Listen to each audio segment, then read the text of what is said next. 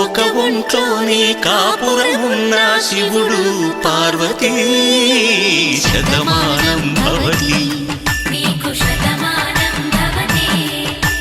తనువులు రెండు తామొకటైన సీతారాములకి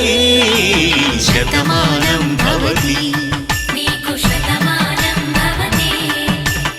ఒక ఒంట్లోనే కాపురమున్న శివుడు పార్వతీ